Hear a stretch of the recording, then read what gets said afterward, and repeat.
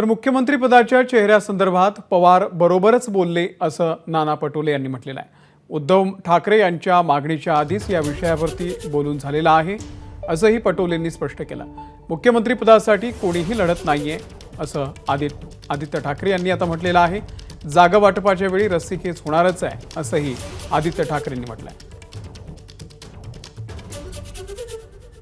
शरद पवार म्हटले की महाविकास संख्या आल्यानंतर मुख्यमंत्री पदाचा चेहरा ठरेल, मुख्यमंत्री पद कोणाकडे जाईल हे ठरेल। काय म्हणाले शरद पवार असे म्हणालेत की महाविकास आघाडीचं संख्या ही ठरल्यानंतर मग मुख्यमंत्री पदाचा चेहरा ठरेल। तर त्याने काय चुकीचं काय बोलले? बरोबर, महाविकास आघाडी म्हणूनच आम्ही पुढे जाणार आहोत आणि महाविकास आघाडीला जेव्हा आमचं संख्याबळ आल्यानंतरच तिथं मुख्यमंत्र्याचा चेहरा। मुख्य गोष्ट हीच आहे, कोणी मुख्यमंत्री पदासाठी लढत नाहीये। आम्हाला सरकार ह्यासाठी बनवायचंय कारण जे महाराष्ट्र द्वेष्टी भाजपा आहे त्यांना हद्दपार तुमच्या पक्षाची मागणी होती की मुख्यमंत्री ती पदाचा चर्चा चेहरा आम्ही जाहीर करत राहू। करावा। बघा, तुम्हाला अजून एक सांगतो, सीट शेअरिंगच्या वेळी खेचाताणी होणार, त्याच्यात असं कोणी वाटून घेऊ नका की काहीतरी तुटतंय, कारण खेचाताणी ही झालीच पाहिजे। नाही झाली तर कोणाची ताकद नाहीये।